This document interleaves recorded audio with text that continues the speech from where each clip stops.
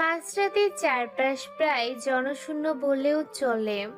ঠিক এমন সময় একটা সাদা রঙের গাড়ি এসে মেন রাস্তার ঠিক মাঝখানে তিনটে লাশ ফেলে দিয়ে চলে যায়। লাশগুলোর থেকে এখনো টাটকা রক্ত ঝরে পড়েছে। কেউ নেই আশেপাশে। একটা কুকুর এসে লাশগুলো টেনে নিয়ে যেতে থাকে। বস্তা হাতে ফুটপাতে পড়ে থাকা বোতল কোরানো ছেলে হাসান খেয়াল করে রাস্তার ওপর থেকে একটা কুকুর কে যেন টানছে। সে ওদিকে দৌড়ে আসে। তিনটে লাশ পড়ে থাকতে দেখে সে ভয়ে আঁতকে ওঠে। জোরে একটা ঢোক গিলে সে কোনো রকমে হামাগুড়ি দিয়ে লাশগুলোর কাছে যায়। মুখগুলো দেখে সে আরো ভয় পায়, কারণ আজ সকালে একটা চায়ের দোকানে চা খেতে গিয়ে টিভিতে এই তিনজনের ছবি দেখেছিল হাসান। যদিও এক সপ্তাহ ধরে এদের ছবি পত্রিকায়, টিভির হেডলাইনে ঘুরপাক খাচ্ছে, তবু আজকে সকালে প্রতিবেদনে বলা হয় তিনজন ছেলেকে কিডন্যাপ করেছে কারা, তারা কোনো হদিশ মেলেনি।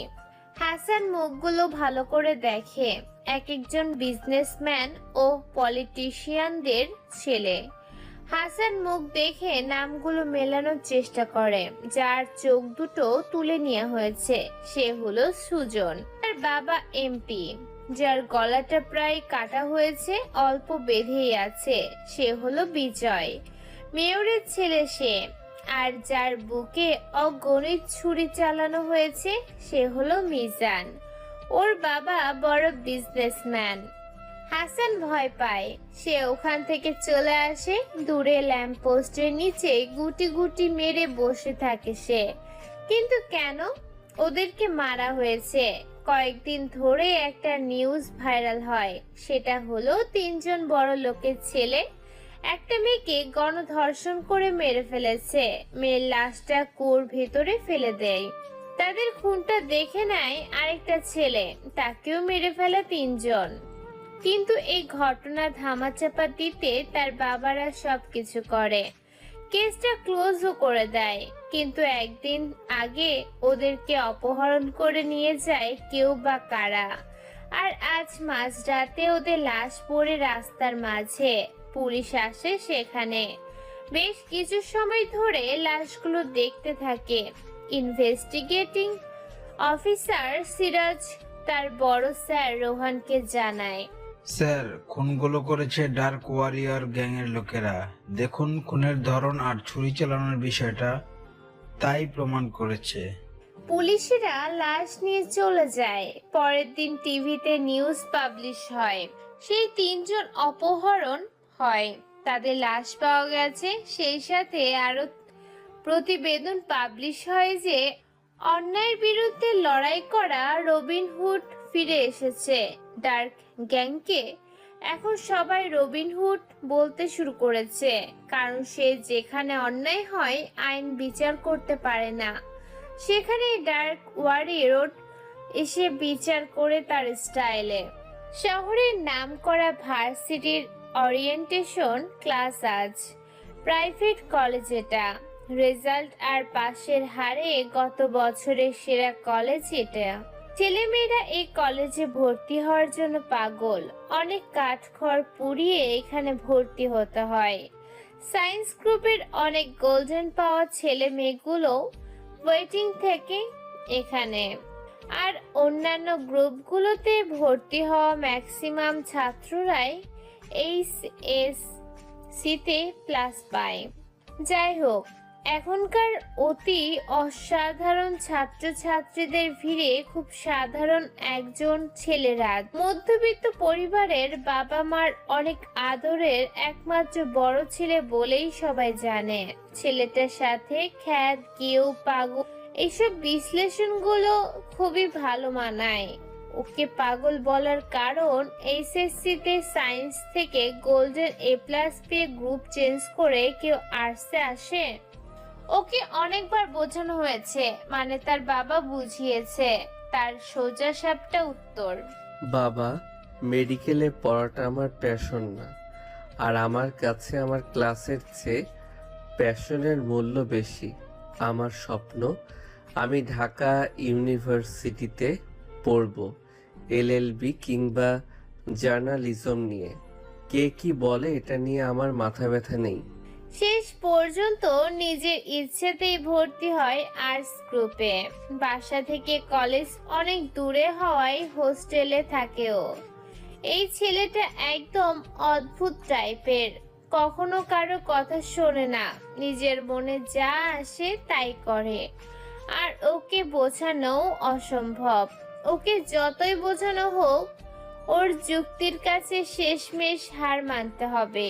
ছেলেটা অনেক যুক্তিবাদী, বয়স খুব একটা না হলেও এই বয়সের ছেলে মেয়েদের তুলনায় অনেক বেশি ম্যাচিওরও। তবে ওর সাথে খুব ভালোভাবে না মিশলে আপনি কখনো বুঝতে পারবেন না ছেলেটা কত ম্যাচিওর। ওর মা বাবার মতে ও নাকি একদম বোকা, ঠিক মতো চলতে পারে না, নিজের খেয়াল রাখতে পারে না। এখনো তার জামা কাপড় বাবা মা ধুয়ে দেয়। পড়ালেখার প্রতি কোনো মনোযোগ নেই, সারাদিন মোবাইল টিপে, চঞ্চল, দুষ্টু, আরো কত কি। আর এই সকল কারণেই ওর বাবা মা ওকে বাইরে পাঠাতে রাজি হয় না। শেষমেশ ওর যুক্তির কাছে হেরে বাসা থেকে দূরে পাঠাতে হয়। আর ও যাওয়ার আগে বলে, বাবা মা, তোমরা দেখো, আমি ঢাবিতে টিকে দেখাবই। ছেলের হুট করে এই আমূল পরিবর্তনে ওর বাবা মা একটু আশ্চর্য হয়। ভার্সিটির ওরিয়েন্টেশন ক্লাস আজ। সব ছেলেমেয়েরা একে একে কলেজে ঢোকে, আর কলেজের বড় ভাইদের হালকা পাতলা র্যাগিং চলে। সবাই জড়ো হয় বিশাল মিলনায়তনে। নতুন কলেজ আর চারপাশে সব A+ প্রাপ্ত প্রতিভাবানদের ভিড়ে বেচারা ছেলেটা চুপচাপ বসে থাকে। সামনে প্রিন্সিপাল স্যার ভাষণ দেন, কলেজের গুণগান, আর ছেলে মেয়েগুলো খুব মনোযোগের সাথে স্যারের কথা এক কানে ঢোকায় আরেক কান দিয়ে বের করে দেয়। তারা ক্লাসের সুন্দরী মেয়েগুলোকে খোঁজে, খুব ভালোভাবে মনোযোগ দেয়, এইটা আমার ওইটা আমার, এইভাবে ভাগাভাগি করে নেয়। আর রাত চুপচাপ রং তামাশাগুলো দেখে। হঠাৎ স্যার জোর গলায় ধমক দেন চুপ হওয়ার জন্য। ধমকের সাথে সবাই চুপ। স্যার আবার বলতে আরম্ভ করেন। ক্লাসে তখন পিন পতন নীরবতা চলে। তখনই কোনো একজনের সুমিষ্ট গলার আওয়াজ শোনা যায়, স্যার আসতে পারি? ক্লাসের সবাই মেয়েটার দিকে হাঁ করে তাকিয়ে থাকে। আর প্রিন্সিপাল স্যার মেয়েটাকে বলেন, আরে মামুনি, আসো আসো, আসতে অসুবিধা হয়নি তো? এবার একটু মাথা তুলে তাকায় রাত। কে এই ব্যক্তি যার জন্য প্রিন্সিপাল স্যার এত আপ্যায়ন দেখান? মেয়েটার আপাদমস্তক একবার ভালোভাবে তাকিয়ে নিচের দিকে তাকিয়ে থাকে আর মনে মনে বলে, বড় লোকের আদরে দুলালি হবে হয়তো। মেয়েটার সামনেই একটা বেঞ্চে বসে পড়ে। স্যার আবার কথা শুরু করেন, তবে ক্লাসের ছেলে মেয়েগুলোর মনোযোগ থাকে ওই নবান্নগতা মেয়েটার দিকে। যাক, ওরিয়েন্টেশন ক্লাস শেষে সবাই যার যার ক্লাসের দিকে যায়। আজ হালকা পাতলা ক্লাস হবে। রাত সবার আগে পিছন দিক দিয়ে বের হয়ে ক্লাসের দিকে চলে আসে। ক্লাসে এসে মাঝামাঝি একটা বেঞ্চে বসে পড়ে। সবাই ক্লাসে ঢোকে আস্তে আস্তে। ওই মেয়েটাও ক্লাসে ঢোকে। মেয়েটাকে দেখে ও ভাবে, বাবা, বড় লোকের আদরে দুলালি আর্টসে কেন? সবাই ভার্সিটির ক্লাসে এসে বসে আছে, একজন আরেকজনের সাথে পরিচিত হচ্ছে। এখানের বেশিরভাগই গোল্ডেন প্লাস পাওয়া স্টুডেন্ট। একজন আরেকজনকে যখন জিজ্ঞেস করে এইচএসসি এর রেজাল্ট কি, এরা বেশ ভাবের সাথে উত্তর দেয় GPA 5। রাত চুপচাপ বসে থাকে। এসব সে কান পেতে শোনে আর মুচকি হাসে। ও নিজে থেকে গিয়ে কারোর সাথে কথা বলে না। হঠাৎ ওর পাশের একটা ছেলে ওকে ডাক দেয়। রাত ঘুরতেই ছেলেটা জিজ্ঞেস করে। ও আস্তে করে বলে, রাত। এরপর ওদের মাঝে হালকা কথা হয়। এমন সময় আরেকটা ছেলে এসে ওকে বলতে শুরু করে। ও ওই ছেলেটা পুরো কথা শেষ করতে পারে না, তার আগেই ওর মুখ চেপে ধরে রাত। তারপর ওর মুখ চেপে ধরে ভার্সিটির পেছনের দিকে নিয়ে আসে, একদম ওয়ালের সাথে লাগিয়ে রাত ওকে বলে, ওই একদম চুপ থাকবি। ভার্সিটির কেউ আমার কথা জানে না, যদি কেউ জানে তোর খবর আছে। আর আমাকে ভার্সিটিতে তুই বা তুমি বলবি, ভুলেও আপনি ডাকবি না। আর যদি কথা না শুনিস, জানিস তো তোর কি হবে। আমাকে না চেনার মতো করে এড়িয়ে যাবি। আবার ভাই ডাকিস, তোকে তো আমি। এটা বলেই রাত পেছনের দিকে তাকিয়ে অবাক হয়ে যায়। ওমা, ভার্সিটির সবাই যেন ওর দিকে তাকিয়ে আছে। সবাই চুপ করে তাকিয়ে থাকে রাত আর ওই ছেলেটার দিকে।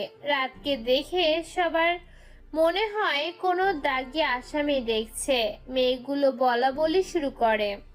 এইগুলো বলতে বলতে এমন সময় একটা ছেলে ওদের সামনে গিয়ে ক্লাসের দিকে যেতে থাকে।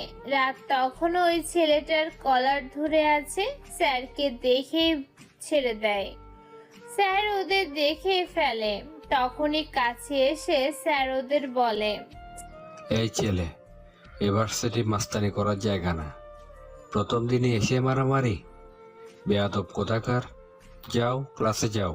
স্যার আরো অনেক কিছু বলে। শেষে বিরক্ত হয়ে তিনি বলেন, কোথা থেকে যে গাধাগুলো আসে। যাও, ক্লাসে গিয়ে চুপচাপ বসো, বেয়াদব। ওরা সবাই একসাথে ক্লাসে ঢোকে। রাত কোনো দিক না তাকিয়ে সে পেছনের দিকে এসে চুপ করে বসে যায়। এতক্ষণ যে ওকে এত কিছু বলা হয়েছে, এর কোনো ভাবান্তর নেই ওর মাঝে। স্যার এবার নিজের পরিচয় দেন আর সবার পরিচয় নেওয়া শুরু করেন। প্রথমে বলেন, আচ্ছা, এখানে A+ পাওনি কে কে? কয়েকবার স্টুডেন্ট মাথা নিচু করে দাঁড়ায়, মনে হয় এরা কোনো অপরাধ করেছে। সবাই তাকিয়ে থাকে ওদের দিকে। বোধ হয় এরা এক একটা আজব প্রাণী। তারপর স্যার বলে, আরে ব্যাপার না, HSC-তে পাওনি কি হয়েছে? CGPA ভালো করবে। এটা বলে সবাইকে বসিয়ে দেয়। এরপর আবার স্যার বলে, এবার অনেকেই দাঁড়ায়, মানে সবাই দাঁড়ায়। সবাইকে স্যার বলে, যার যার পরিচয় দাও আর বসে পড়ো। সবাই নিজের নিজের পরিচয় দিতে থাকে। এক পর্যায়ে আসে রাদের পালা। ও বলা শুরু করবে তার আগেই স্যার বলে, বাহ বাহ, তুমিও প্লাস পেয়েছো? নিশ্চয়ই টেনে টুনে পেয়েছো।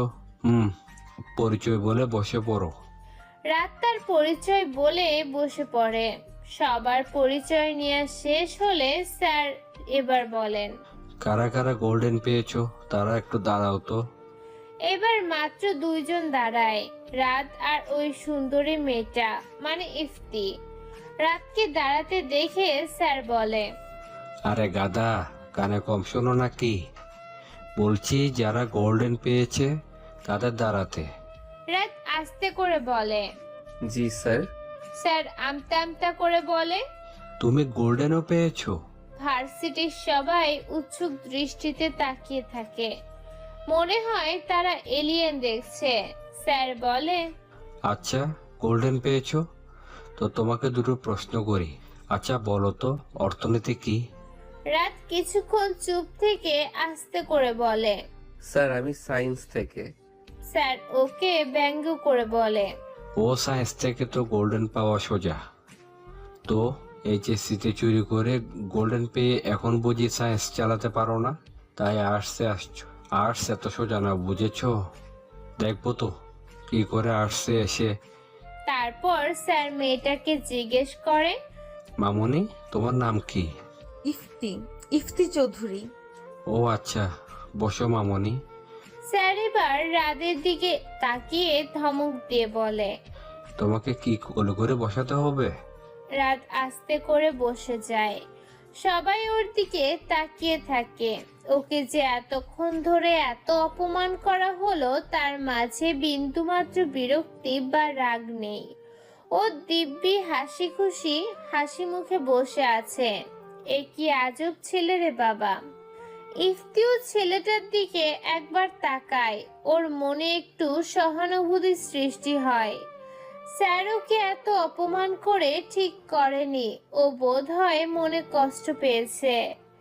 ওর দিকে তাকিয়ে ও আরো অবাক হয়ে যায়, একদম হাসি মুখে স্যারের লেকচার শুনে মনোযোগ দিয়ে। কেউ দেখলে বুঝবে না যে এই স্যারই ওকে এত আপন করতে পারে। যাক, টিফিন টাইমে সবাই ক্যান্টিনের দিকে যায়, ইফতিও যায়। মনে মনে ভাবে ছেলেটার সাথে একটু কথা বলবে। হঠাৎ ও খেয়াল করে ওই ছেলেটা দাঁড়িয়ে আছে থার্ড ইয়ারের কিছু বেয়াদব বড় ভাইদের সাথে। কারণ ওই বড় ভাইগুলো কিছুক্ষণ আগে ইফতিকে আর ওর বান্ধবীদের টিস করেছে। এবার ইফতি একটু রেগে যায়, নিজে নিজেই বলে, ঠিকই আছে, স্যার ওরা অপমান করে কথা বলেছে। যে এমন বাজে ছেলেদের সাথে মিশতে পারে সে আর কতই বা ভালো হবে। এখন সাধু সাজে, দুদিন পর দেখবো মাথায় উঠে বসেছে। ভালোই হয়েছে কথা বলিনি। ইফতি এইগুলো মনে মনে ভাবে। এর মধ্যে ঘন্টা পড়ে যেতেই সবাই ক্লাসের দিকে যায়। রাত আবার আগের জায়গায় গিয়ে বসে। এরপর আরো দুটো ক্লাস হয়। ক্লাসের ফাঁকে ফাঁকে ও নিজের অজান্তেই রাতের দিকে তাকাচ্ছিল। সবাই একে অপরের সাথে একটু আধটু কথা বললেও রাত কারোর সাথে কোনো কথাই বলে না, একদম চুপ করে স্যারের দিকে তাকিয়ে থাকে। ক্লাস শেষে ছুটি হবে এমন সময় প্রধান ডিল এসে জানায় সবাইকে পড়ালেখায় সিরিয়াস হওয়ার জন্য বলে। সেদিন ক্লাস শেষে যে যার মতো বাসার দিকে চলে যায়। ব্রিজের নিচে দুটো লাশ ঝুলছে। সেই লাশ দুটো দুজন পুলিশের, বড় অফিসারদের। ওদের অপরাধ অনেক বেশি। ঘুষ নিয়েও একজন গরিবের জমির কেস ঠিকভাবে তদন্ত করেনি, তাই ওদেরকে মেরে ঝুলিয়ে রেখেছে আজ রাতে। গলায় ঝুলছে তাদের অপরাধের এটি পেপার। আর সবার চোখ তুলে নিয়েছে। দিনের বেলা সবাই দেখতে আসে লাশ, বুঝতে পারে এটা কার কাজ। সে হলো ডার্ক ওয়ারিয়র। ক্লাস শেষ করে সবাই বাসার দিকে যায়। রাত নিজের দিকে তাকিয়ে রাস্তায় হাঁটে। ক্লাস শেষ করে সবাই বাসার দিকে যায়। রাত নিচের দিকে তাকিয়ে রাস্তায় হাঁটে। এমন সময় পাশ দিয়ে ইফতির গাড়ি যায়। গাড়ির চাকার হালকা কাদা রাতের প্যান্টে এসে লাগে, আরো বলে ওঠে, ব্লাডি ইডিয়েট। ইফতি গাড়ির জানালা খুলে ওর দিকে তাকিয়ে ভেঙচি কাটে, কিন্তু নিচের দিকে তাকিয়ে থাকায় ও খেয়াল করে না। কড়া মেজাজ নিয়ে হাঁটতে থাকে রাত। ভার্সিটি শুরু হওয়ার 2 দিন পর বাসা থেকে হোস্টেলে উঠে যায় ও। হোস্টেলে ওঠার দিন সন্ধ্যায় রুমের সবাই থুমসের পড়ালেখা করে। আজ প্রথম দিন, স্যারকে খুশি করতে হবে। ভার্সিটির দিন, ভার্সিটির হোস্টেল সুপার কিছুক্ষণ পর পরই রুমে এসে চেক দেন। সবাই যার যার পড়া নিয়ে ব্যস্ত। রাতের রুমে ও ছাড়া আরো 3 জন থাকে, একজন সায়েন্স, আরেকজন কমার্স, আর আরেকজন তার গ্রুপের। 4 জনের মধ্যে 3 জনই খুব মনোযোগ সহকারে পড়তে থাকে রাত ব্যতীত। রাত বসে বসে একটা উপন্যাস ঘাটে। বইয়ের মাঝে উপন্যাসটা রেখে মনোযোগ সহকারে পড়ে। এর মাঝে স্যার একবার দেখে যান। স্যার যাওয়ার সাথে সাথেই ও বই বন্ধ করে কাঁথা মুড়ি দিয়ে ঘুমিয়ে যায়। ও ঘুমানোর পর ওর রুমমেটরা বলা বলি করে। 9:30টায় স্যার আবার আসে। এসে দেখে রাত ঘুমাচ্ছে। স্যারের ধমকে ওর ঘুম ভেঙে যায়। স্যার ওকে বলে, এখানে এগুলো চলবে না। যদি টেস্ট এক্সামে খারাপ করো তাহলে হোস্টেল থেকে বের করে দেব। কতক্ষণ বকাবকি করে খাওয়ার জন্য আসতে বলে চলে যায়। স্যার যাওয়ার পর ও হাই তুলে বেসিনে যায় মুখ ধুতে। ওর রুমমেটগুলো মাথা চুলকাতে চুলকাতে একজন আরেকজনকে বলে। খাওয়া দাওয়া শেষে সবাই আবার পড়তে বসে আর রাত শুয়ে শুয়ে উপন্যাস পড়া শুরু করে। কিছুক্ষণ পর বইটা মুখের উপর রেখে ঘুমিয়ে যায়। 12টা বাজার পর সবাই ফ্রেশ হয়ে যার যার মতো ঘুমাতে যায়। ঘুমানোর আগে একজন এসে ওর মুখের উপর থেকে বইটা সরিয়ে দেয় আর একটা কাঁথা গায়ে টেনে দেয় আর বলে, এরপর সে যার মতো করে ঘুমিয়ে পড়ে। রাত প্রায় 1টা বাজে। রাত উঠে ওর টেবিলের ল্যাম্পটা জ্বালায়। এবার ওর নিজের বইগুলো নিয়ে বসে। ভার্সিটির পড়া শেষ করে বাড়তি একটু পড়ে। তারপর প্রায় 4:30টায় ঘুমিয়ে পড়ে। সকাল 8টা বাজে। সবাই অনেক আগেই উঠে গেছে, কিন্তু রাত এখনো ঘুমাচ্ছে। ওর রুমমেট ওকে ধাক্কা দেয় আর বলে। রাত হু বলে আবার চোখ বন্ধ করে থাকে। এরপর উঠে আস্তে আস্তে ফ্রেশ হয়ে চোখ কসলাতে কসলাতে ভার্সিটির দিকে যায়। 10 মিনিট লেট। ক্লাসে ঢুকতেই স্যার বলেন, ওই দেখো, লেট লতিফ আসছে। সারা রাত কি করো? চুরি করো না পাহারা দাও? কানে ধরো। বলতেই ও কানে ধরে। স্যার এবার বিরক্ত হয়ে বলেন, এ কি আজব প্রাণী, তোমার কি লজ্জা শরম নাই? যাও সিটে বসো। ও এসে দিব্যি বসে পড়ে। কোনো বিরক্তি বা রাগের চিহ্ন নাই মুখে। ক্লাসের সব মেয়েগুলো তাকিয়ে থাকে ওর দিকে। ইফতিও আর চোখে দেখে। আসলেই অদ্ভুত একটা জীব এটা। কখনো কারোর সাথে কথা বলে না। ক্লাসে এসে ভ্যাবলার মতো তাকিয়ে থাকে বোর্ডের দিকে। না হয় ক্লাসের ফাঁকে সব ছেলেপেলেগুলো মেয়েদের সাথে কথা বলার জন্য ট্রাই মারে। আর এটা কি আজব প্রাণী? ট্রাই তো দূর, কোনো দিন কারোর সাথেই কথা বলে না, না ছেলে না মেয়ে। সারাক্ষণ উপন্যাস পড়ে বসে বসে, তাও কি আজাইরা উপন্যাস। এগুলো ভাবতে থাকে ইফতি। টিফিন পিরিয়ডে ওকে দেখা যায় লাইব্রেরিতে, না হয় ক্যান্টিনে 3rd ইয়ারের বড় ভাই আপুগুলোর সাথে হাসতে হাসতে কথা বলছে। রাতকে ওদের সাথে দেখলেই প্রচন্ড রাগ হয় ইফতির। মনে মনে বলে, নিজের ক্লাসের মেয়েদের সাথে কথা বলে না, বড় ভাই আপুদের সাথে টাঙ্কি মারে। ফাজিল কোথাকার। এভাবে প্রতিটা দিন যায় রাদের। ওর প্রতিদিনের রুটিনে বকা থাকবেই। কোনো না কোনো ক্লাসে বকা খাবেই, আর না হয় হোস্টেলে সুপারের বকা খায়। বকা খাবেই না বা কেন?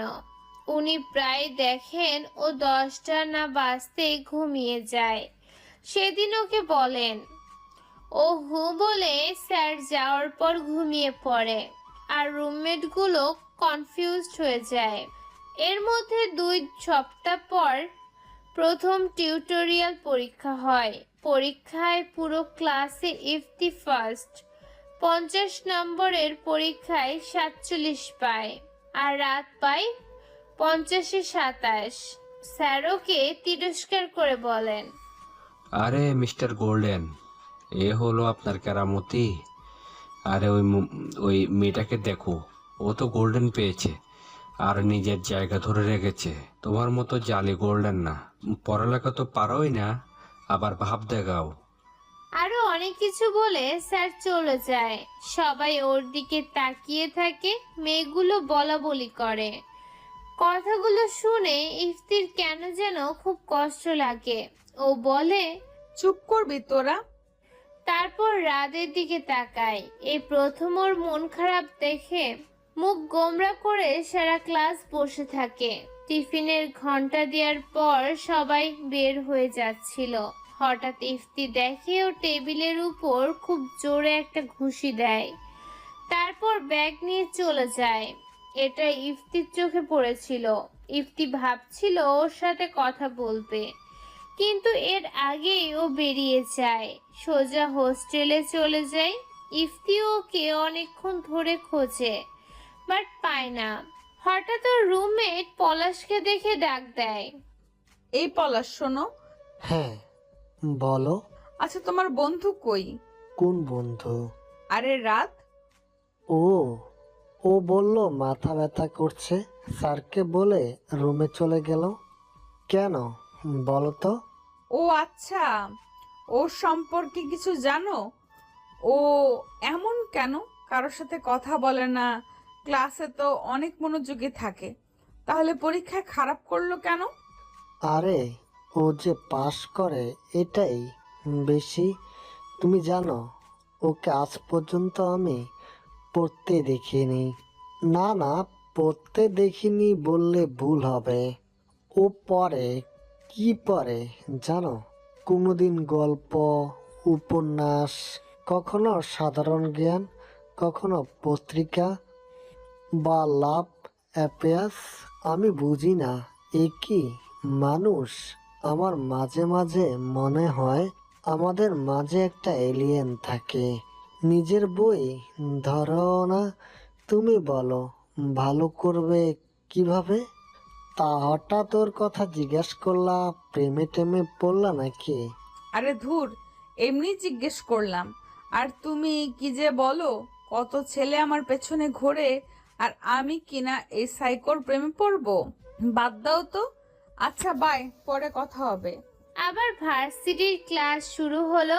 আজকে রাত আসেনি। ক্লাসের মাঝে মাঝে ইফতি মাঝের সিটটার দিকে তাকায়। এখানেই সাইকোটা বসে। ও কখনো ক্লাস মিস দেয় না, তাই ওকে প্রতিদিনই দেখে ইফতি। ক্লাসে আসলেই হাঁ করে ভ্যাবলার মতো তাকিয়ে থাকে বোর্ডে। মন চায় গিয়ে উড়ে মেরে ফেলে দেয়, কিন্তু আজ কেন যেন খুব শূন্য লাগছে। এই জায়গার দিকে বারবার চোখ চলে যাচ্ছে। ক্লাসে মন বসাতে পারে না ইফতি। কোনো রকমে ক্লাসগুলো শেষ করে বাসায় আসে ইফতি। বাসায় এসে বিছানায় শুয়ে তার রাতের কথা মনে আসে। কেন আজ ওকে এত মিস করলো?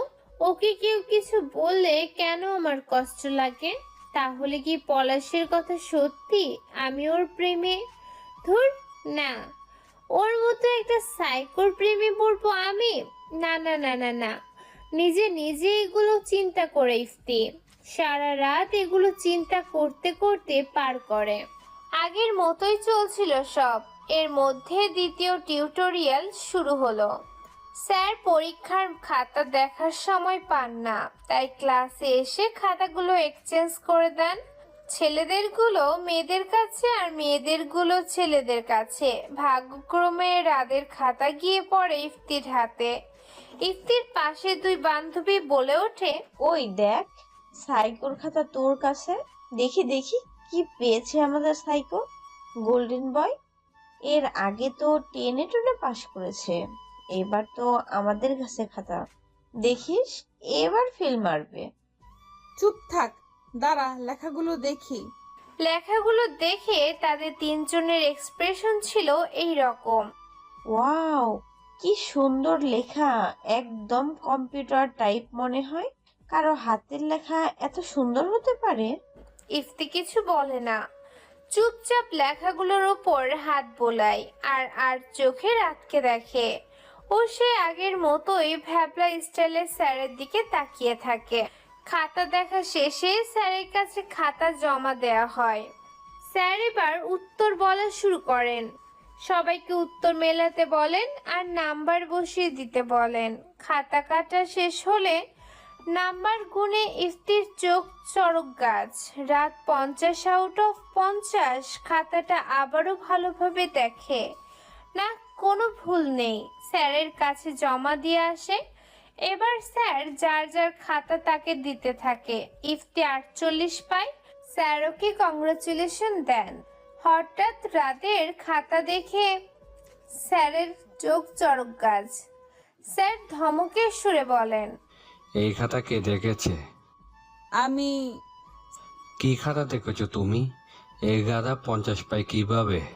স্যারের কথা শুনে ইফতির মাথা গরম হয়ে যায়। ও বলে, স্যার আপনার প্রবলেম কি? আমি সব সময় দেখি আপনি ওর সাথে এমন ব্যবহার করেন। আমি ভালোভাবে খাতা দেখেছি, এবার আপনি দেখুন আর সবাই আপনার স্টুডেন্ট, কিন্তু ওর প্রতি সবসময় এমন করেন কেন? স্যার ইফতিকে বসিয়ে দিয়ে রাদের খাতাটা দেখতে থাকে। একবার দেখার পর চশমার ফাঁক দিয়ে একবার রাদের দিকে তাকায়। খাতা ভালোভাবে দেখে স্যার ইফতিকে গিয়ে বলেন। সরি মা। তারপর রাতকে ডাক দিয়ে সামনে এনে বলেন। এবারে টিউটোরিয়ালে ফার্স্ট হয়েছে এ। সবাই হাঁ করে তাকিয়ে থাকে, মনে হয় এটা অসম্ভব কিছু। সেদিন ক্লাস শেষ হওয়ার পর ইফতির বান্ধবীরা ওকে বলতে শুরু করে, কিরে, আজ এমন কেন করলি? হঠাৎ সাইকেল প্রতি এত দরদ উঠলো। প্রেমে পড়ে গেলি নাকি? প্রেম পড়ার আর মানুষ পেলি না, একেই তো সাইকো, তার উপর পুরা খ্যাত। এইসব শুনতে শুনতে ইফতির মাথা আরো গরম হয়ে যায়। ও চেঁচিয়ে বলে ওঠে, হ্যাঁ, আমি ওর প্রেমে পড়েছি, আমি ওকে ভালোবাসি। তোদের কোনো সমস্যা? পারলে ওর মতো যোগ্যতা অর্জন করে দেখা। ওকে নিয়ে আর একটা বাজে কথা বলবি তো তোদের খবর আছে। ওর কথায় সবাই ঠান্ডা হয়ে যায়। ওর রাগে গিজগিজ করতে করতে চলে যায়। বাসায় এসে কথাগুলো ভাবতে থাকে, ও কেন এমন রিয়াক্ট করলো। ওকে সত্যি রাতকে, না না না, এই ছেলেটার সম্পর্কে কেউ কিছু জানে না। না জেনে না শুনে কারো প্রেমে পড়া যায় না। ছেলেটাকে পছন্দ বা ভালোবাসার মতো কোনো কিছুই ওর মাঝে নেই। দেখতে স্মার্ট না, চলে খ্যাত ভাবে, মোটামুটি শ্যামলা বলা যায়। কত স্মার্ট ছেলে আমার পিছনে ঘোরে, কিন্তু আমি কেন সারাক্ষণ ওর কথা ভাবছি। ধুর, ভালো লাগে না। কাল ওর সাথে কথা বলবোই। এগুলো চিন্তা করতে করতে আজ আর পড়া হয় না। আজকে কথা বলবে এটা ভেবে আজ ভার্সিটিতে আসে ইফতি। ভার্সিটিতে এসে খুঁজতে থাকে ওকে। অনেক খুঁজেছে ও, কিন্তু পাচ্ছে না। শেষে ভাবলো একবার হোস্টেলে গিয়ে দেখি। ছেলেদের হোস্টেলে তো এভাবে ঢোকা যাবে না। এমন সময় ক্লাসের ঘন্টা দিয়ে দিল। ও চুপ করে ক্লাসে এসে বসলো। ভাবলো ও তো প্রায় লেট করে আসে, আজও লেট করে আসবে। স্যার আসেন 10 মিনিটের উপরে হলো। ইফতি বাইরের দিকে তাকিয়ে আছে। অনেকক্ষণ হলো গাধাটা আজ আসলো না। বারবার মাঝের বেঞ্চের দিকে তাকাচ্ছিল। কেমন যেন একটা শূন্য অনুভব করে ও। সারা ক্লাসে মনোযোগ দিতে পারে না। খুব কান্না পায় ওর। কেন এমন হচ্ছে সে নিজেও জানে না। ওর রুমমেট পলাশও আজ আসেনি। কোনো রকমে ক্লাস শেষ করে দৌড়ে গাড়িতে উঠে চলে যায়। গাড়িতে বসে কান্না শুরু করে। বাসায় এসেই দরজা বন্ধ করে কান্না শুরু করে। মা এসে কিছুক্ষণ ডেকে যান, কিন্তু কোনো লাভ হয়নি। সারা দিন আর কিছুই খায়নিও। রাতে মা খাবার নিয়ে ওর পাশে এসে বসেন। মাথায় হাত বুলিয়ে দিতেই ও জেগে ওঠে। কান্না করতে করতে চোখ লাল করে ফেলেছে। মায়ের সাথে অনেক ভাব তার। ওর বাবা বিশাল ব্যবসায়ী, বেশিরভাগ সময় বাইরেই থাকেন। ছোট থেকে ইফতির সবচেয়ে ভালো বন্ধু ওর মা।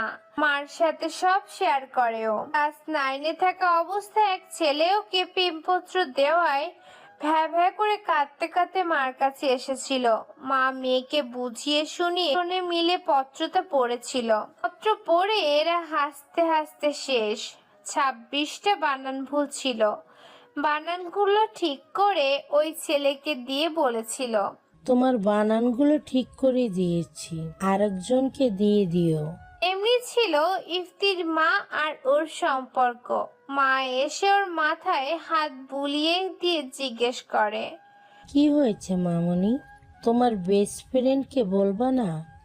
এবার ইফতি আবারও হ্যাঁ করে বাচ্চাদের মতো করে কান্না করে দেয় আর নাক মুছতে মুছতে বলে, মা, আমি আজকে রাতকে দেখি নাই, ও আজকে ক্লাসে আসে নাই। আরো জোরে জোরে কান্না করতে করতে রাদের সম্পর্কে বলতে থাকে। সব বলা শেষ হলে ওর মা হাসতে হাসতে বলেন, বুঝলাম আমার মেয়ে একটা সাইকোর প্রেমে পড়েছে। আর মামুনি আমাকে পরিচয় করিয়ে দিবে না ওর সাথে? আরে আমি তো নিজেই এখন কথা বলি নাই ওর সাথে। ও তো মনে হয় আমাকে চেনেই না। আরে বাবা, বলে কি? কথা না বলে প্রেমে পড়ে গেলা? মামুনি, ও তো কারোর সাথে কথা বলে না। সেদিন এক মেয়ে ওকে গিয়ে বলে আমি তোমার সাথে বন্ধুত্ব করতে চাই। ও সরাসরি বলে দিল আমি মেয়েদের সাথে ফ্রেন্ডশিপ করি না। আমাকেও যদি এমন বলে তাই যাই না। বাহ বাহ, পার্সোনালিটি আছে বলতে হবে। দেখতে হয়তো ছেলেটাকে। আচ্ছা, আগে আমি কথা বলি, তারপর একদিন পরিচয় করিয়ে দেব। এগুলো বলতে বলতে মা ওকে খাইয়ে দেন। আচ্ছা, সব হবে, এবার তুমি ঘুমাও। ইফতি বাচ্চা মেয়ের মতো তার বারবি ডলটাকে জড়িয়ে ধরে ঘুমিয়ে যায়। মেয়েটার চোখে এখন স্বপ্নেরা খেলা করে। কোনো একজনকে পাওয়ার স্বপ্ন পূরণ হবে কি স্বপ্নগুলো?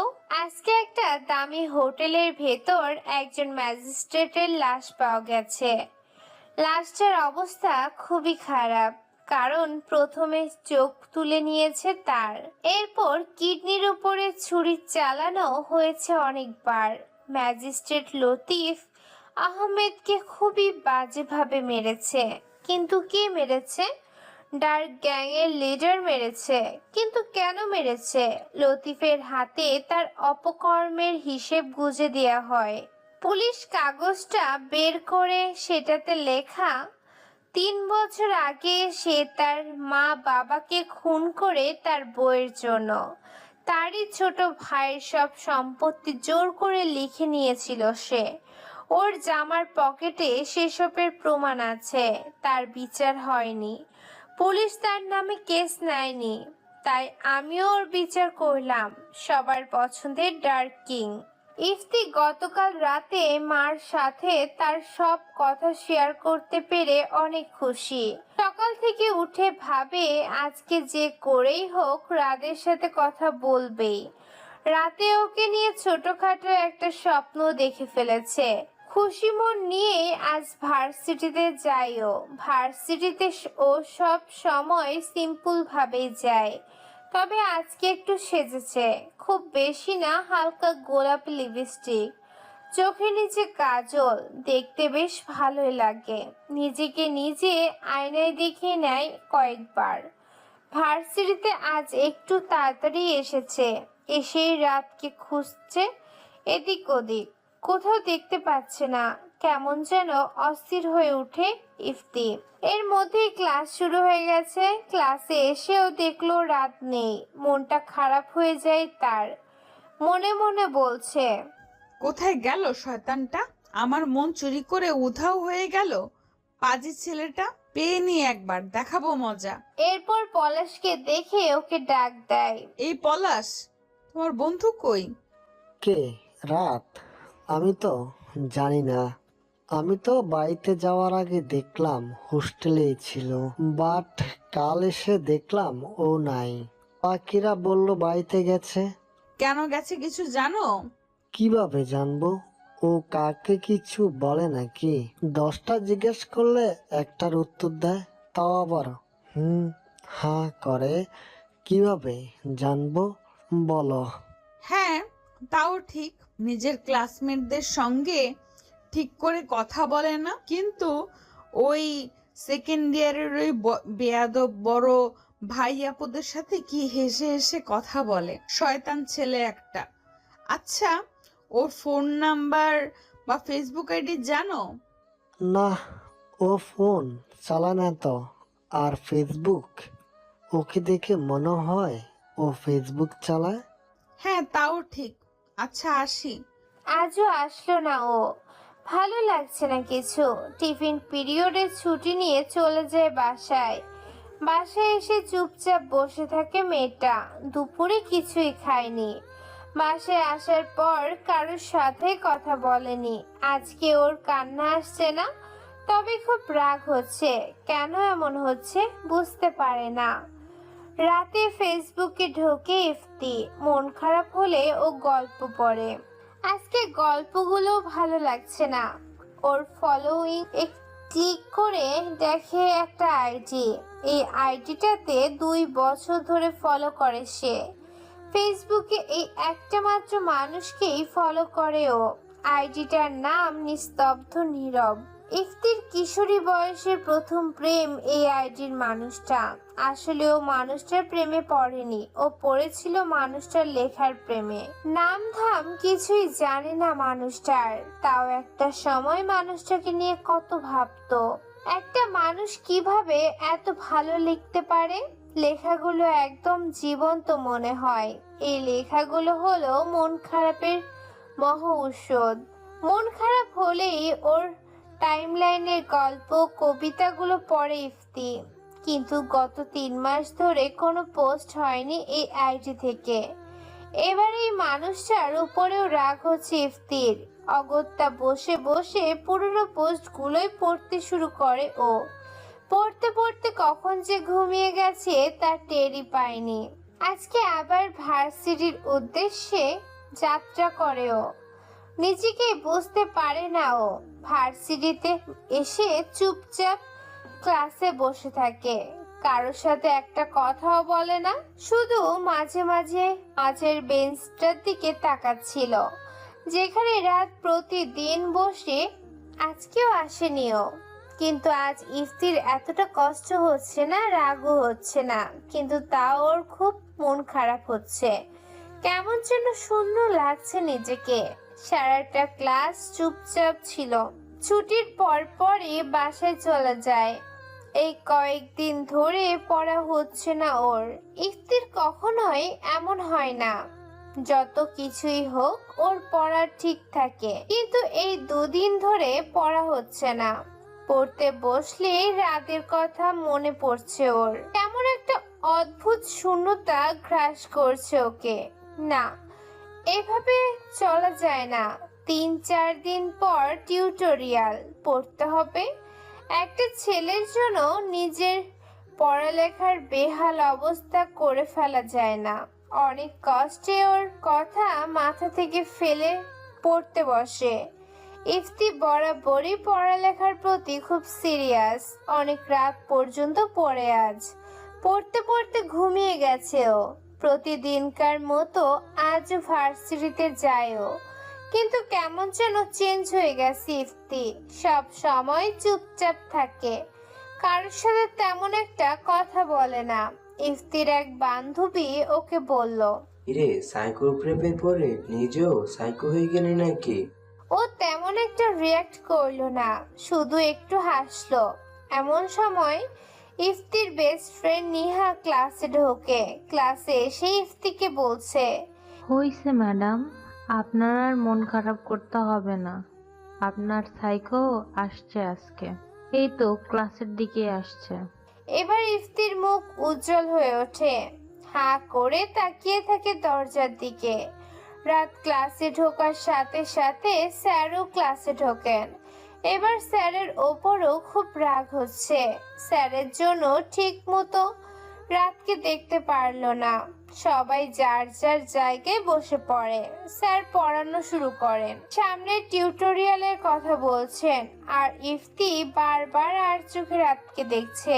আজ একটু হাসি খুশি আছে ও। ইফতি ভাবছে আজ ক্লাস শেষে কথা বলবে ওর সাথে।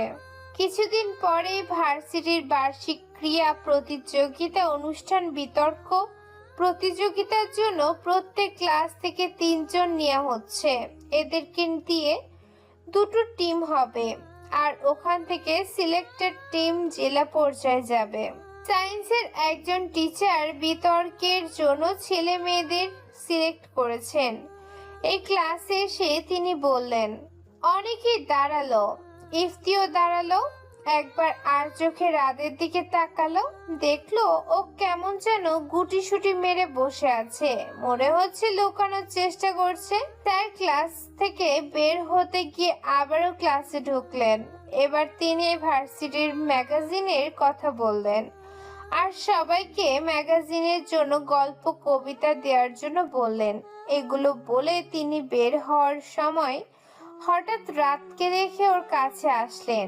এসে বললেন, এমন সময় ক্লাসের স্যার বললেন, আরে স্যার, ও দেবে বিতর্ক? ও কথা বলতে পারে কিনা সন্দেহ আছে, আর বিতর্ক করবে? ক্লাসের সবাই হাঁ করে হেসে উঠল। এমন সময় ওই স্যার সবাইকে ধমক দিয়ে বললেন। রাত চুপ করে দাঁড়িয়ে থাকে। স্যার বললেন, স্যার এটা বলেই চলে গেলেন।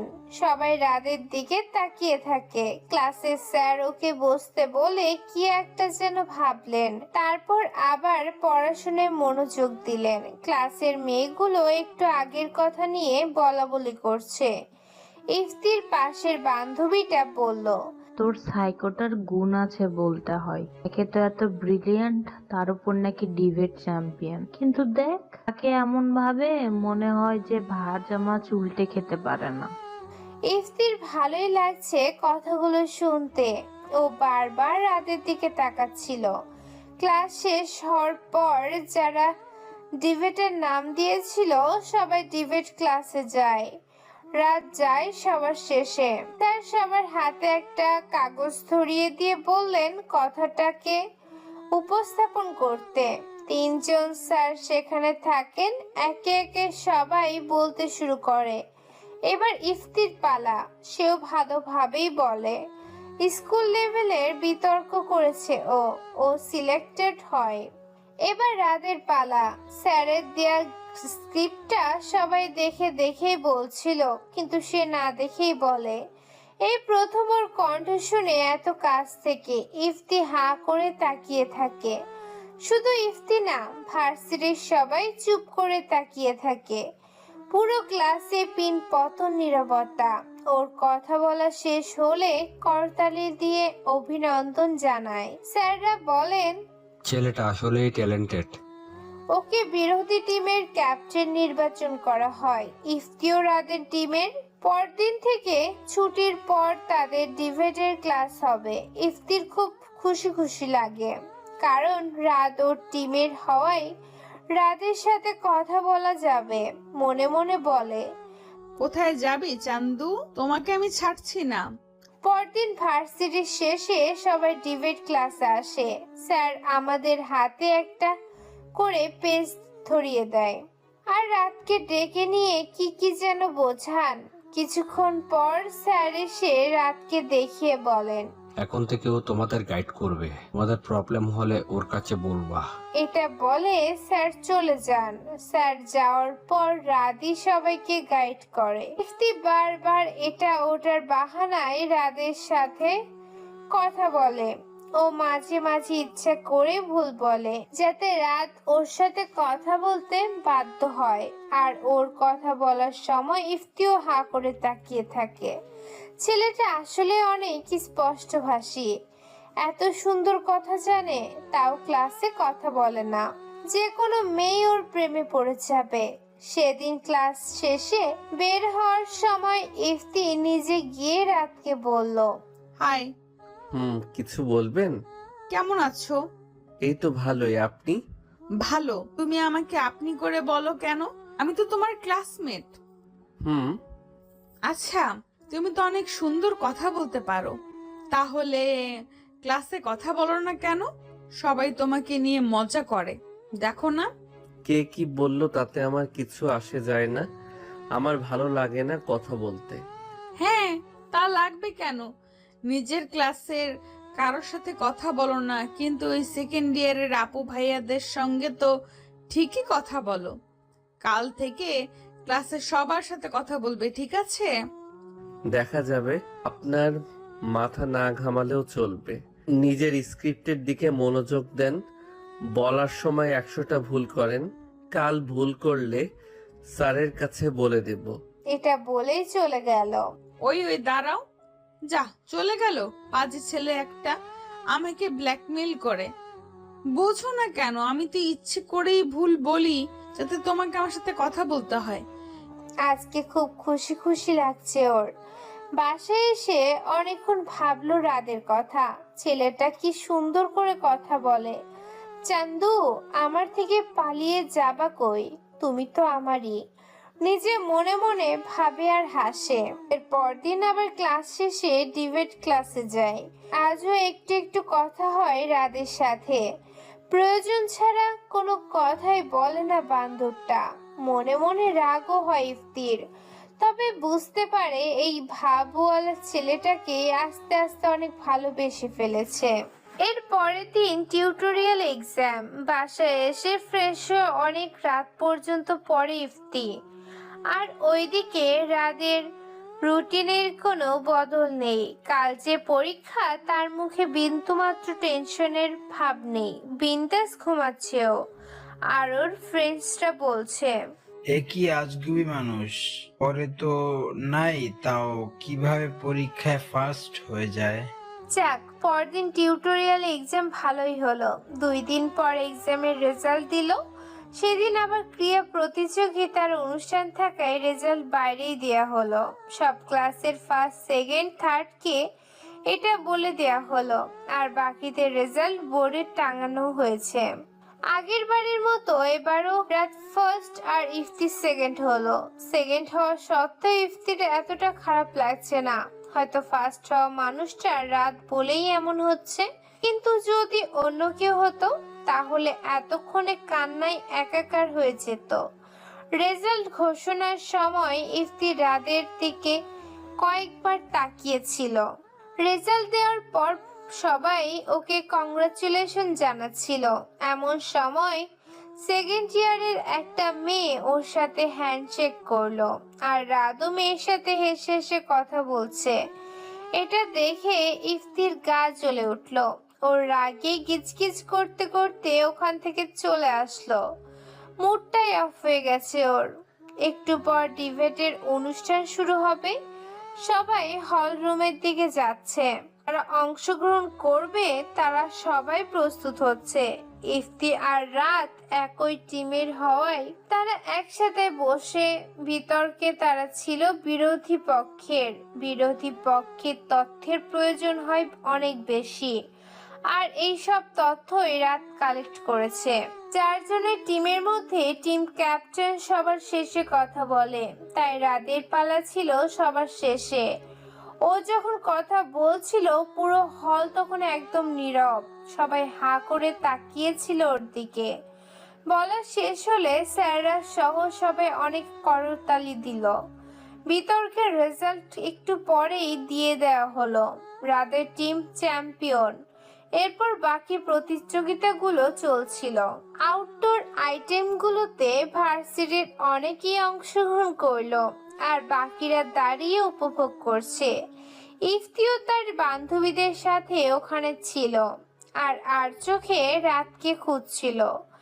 অনেকক্ষণ এদিক ওদিক খুঁজতে খুঁজতে ক্লাসে গিয়ে দেখলো ও একা একা বসে আছে। ওখানে আর কোনো একটা বই পড়ছে। ইফতি ক্লাসে ঢুকে খুব খুব করে কাশি দিতেই রাত ওর দিকে একবার তাকালো, তারপর আবারও নিজের কাজে মন দিল। ইফতি ওর কাছে এসে বসলো আর জিজ্ঞেস করলো, কি হলো, তুমি এখানে বসে আছো যে? সবাই বাইরে মজা করছে। রাত এদিক ওদিক তাকিয়ে বলল, আমাকে বলছেন? হ্যাঁ হ্যাঁ, আমি তোমাকেই বলছি। আর কেউ আছে নাকি রুমে? ও আচ্ছা, না আমার ভালো লাগে না এগুলো। ভালো লাগেটা কি তোমার, এভাবে একা থাকতে? আমাকে নিয়ে আপনার না ভাবলেও চলবে, প্লিজ। রাত এটা বলে ব্যাগ নিয়ে বের হয়ে যায় ভার্সিটি থেকে, আর ইফতি চুপ করে বসে থাকে ওখানে। রাতের ব্যবহারে খুব কষ্ট পায় ইফতির। টেবিলে মাথা দিয়ে কিছুক্ষণ কান্না করে। এরপর ভার্সিটি ছুটি হলে চুপ করে বাসায় চলে আসে। বাসায় এসে ভাবতে থাকে ওর কথা। নিজেই বলে না, কাল থেকে আর কথা বলবো না ওর সাথে। নিজেকে ভাবেটা কি? এগুলো ভেবেই কাল ভার্সিটিতে যায়। ওই দিন নিজেকে অনেক কষ্টেই বিরত রাখে ওর কথা ভাবার থেকে। সেদিন বেশিরভাগ তাকায় না রাতের দিকে। 3টা ক্লাস শেষ হওয়ার পর সংস্কৃতি অনুষ্ঠানে যোগ দেওয়ার জন্য সবাই হলরুমের দিকে যায়। ইফতি গানের অনুষ্ঠানে অংশ নেয়। ভালোই গান গায়ও। গান গাওয়া শেষে সবাই করতালি দেয়। রাতও ছিল সেখানে। ও শুধু তাকিয়েছিল। ইফতির ওর দিকে চোখ পড়তেও একটা হাসি দেয়। ইফতির সাথে সাথে চোখ সরিয়ে নেয়। গানের অনুষ্ঠান শেষে বের হওয়ার সময় ইফতি আর রাত একসাথে বের হলো। রাত ইফতির পাশে দাঁড়িয়ে নিচের দিকে তাকিয়ে বলল, আপনি তো খুব ভালো গান করেন। ইফতি মুখ বাঁকা করে বলল, হ্যাঁ আমি জানি আমি ভালো গান গাই, আপনি না বললেও চলবে। এটা বলেই দ্রুত পায়ে হেঁটে চলে যায়। সামনে গিয়ে আবার রাতের দিকে তাকাতে হেসে দেয় রাত। ও মুখে বিরক্তির ছাপ নিয়ে চলে যায় ওখান থেকে। এরপর থেকে দিনগুলো এভাবেই চলছিল। ইফতি এখন আর আগের মতো রাতের দিকে তাকায় না, ওকে অ্যাভয়েড করে চলে। রাতও আগের মতোই চলে। এর দুদিন পর টিফিন টাইমে ক্লাস থেকে বের হওয়ার সময় রাতের সাথে ধাক্কা লাগে ইফতির। ইফতি রাতকে দেখেই রেগে যায় আর জোরে জোরে বলতে শুরু করে, এই ছেলে মেয়ে দেখলে ধাক্কা দিতে ইচ্ছে করে, ভেজা বেড়ালের মতো থাকো, মনে হয় কিছুই জানো না, খ্যাত কোথাকার ইডিয়েট একটা। এগুলো বলতে বলতে পুরো ক্লাস এক করে ফেলে ও। ক্লাসেরই একটা ছেলে এসে রাতের কলার ধরে ওকে মারতে নেয়। এমন সময় ইফতি ওই ছেলেটাকে বলে, আরে ছাড়ো ছাড়ো, এইসব খ্যাত ছেলেদের সাথে ঝগড়া করে নিজের প্রেস্টিজ কেন নষ্ট করো। এগুলো বলে ইফতি ক্লাসে ঢুকে যায়। ক্লাসের বাকি সবাই এতক্ষণ দাঁড়িয়ে দাঁড়িয়ে দেখছিল। আজ ক্লাসের অন্য মেয়েগুলো রাতকে নিয়ে কিছুই বলেনি। ইফতির বান্ধবী নিহা এসে বলল, কিরে, এটা কি করলি? ও তো তোকে ইচ্ছে করে ধাক্কা দেয়নি, তুই এমন সিন ক্রিয়েট না করলেও পারতিস। তোরা তো দরদ কেন ওর প্রতি? প্রেমে পড়লে নাকি? আমার ইচ্ছে হয়েছে আমি বলছি। রাগের মাথায় নিহা কেউ অনেক কিছু বলে। এরপর ওই দিনের ক্লাস কোনো রকম শেষ হয়। রাত আগের মতোই হাসি মুখে বসেছিল ক্লাসে। ক্লাস শেষ হলে অন্য মেয়েগুলো বলেছিল, দেখলি ইফাতি কি করলো এটা? রাদের মতো একটা ছেলেকে শুধু শুধু এতগুলো কথা বললো। ইফতি কথাগুলো শুনে ফেলে। এতে ওর রাগ আরো বেড়ে যায়। মনে মনে ভাবে, মেয়েদের ইমপ্রেস করার জন্য এভাবে থাকে ওই শয়তানটা। রাত বের হওয়ার সময় যে ছেলেটা ওর কলার ধরেছিল ও রাতকে দাঁড় করিয়ে বলে, তুই চিনোস আমি কে? আর কখনো ইফতির আশেপাশে দেখি তো দেখিস কি করি। ইফতি এসে ওই ছেলেকে বলে, ছাড়ো তো পিয়াস, এমন থার্ড ক্লাস ছেলের সাথে লাগার দরকার কি? এটা বলে পিয়াসকে নিয়ে চলে যায় ও। আর রাত একটা হাসি দিয়ে চলে আসে ওখান থেকে। এরপর থেকে এভাবেই চলছিল সব। রাতে তেমন কোনো পরিবর্তন নেই। তবে এখন ক্লাসের কয়েকটা মেয়ের সাথে কথা বলে ও। মেয়েগুলো নিজে থেকে এসে ওর সাথে কথা বলে। যে মেয়েগুলো আগে থেকে ওকে সাইকো বলতো, তারাই এখন ওর সাথে নিজ থেকে কথা বলতে আসে। স্যাররাও এখন ওকে অনেক আদর করেন।